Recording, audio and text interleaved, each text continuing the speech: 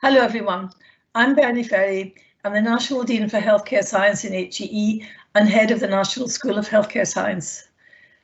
Now, our role at the school is to work on behalf of the healthcare science community, the NHS, and specifically we help the scientists in the NHS to implement the recruitment, the training and the assessment of healthcare scientists across the 4 countries in the United Kingdom.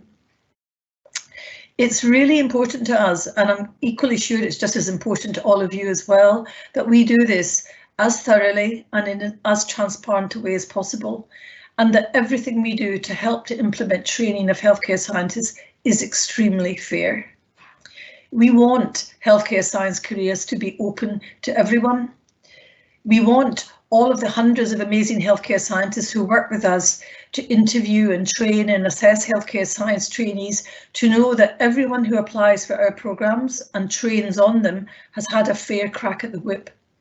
Similarly, we want the next generation of healthcare scientists, those who are currently in training, to be aware of their responsibilities to continue to make healthcare science an open and inclusive community. And we want them to feel that they're able to challenge things, and more specifically that they're able to, if they see processes and behaviours that they don't think are being inclusive enough, that they can challenge that. And that's why these guidance materials about understanding bias are so important. Biases, preconceptions, partialities, whatever you want to call them, are very natural. We all have them and we can't help having them. However, the more that we're aware of how bias operates, and indeed the more we're aware of our own biases, then the more we can ensure that bias will not adversely affect the opportunities we're making available to our applicants and our trainees. Biases, prejudices can be present at every level of an organisation, and they can impact the full life cycle of a person's experience within that organisation, and that can start from their recruitment process to decisions about their roles and their promotions, all the way through to how they exit the organisation.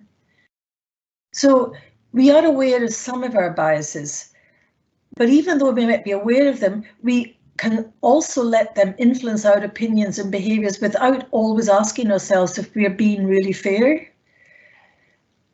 But even more importantly, we may also have biases that we're not aware of. And these biases can come from that part of our brain that makes automatic judgments without us realising it. So without digging deeper to prompt us to reflect on these things, we may not really know what all of our biases are. So what we hope is that you're going to be really stimulated and helped by these materials and guided by them. The more that we think about these things and the more that we have open and sometimes difficult conversations about them, then the more we are supporting healthcare science trainees and the healthcare science community. So thank you for listening. Thank you for taking part. And I really hope that you find this helpful and really useful. Thank you.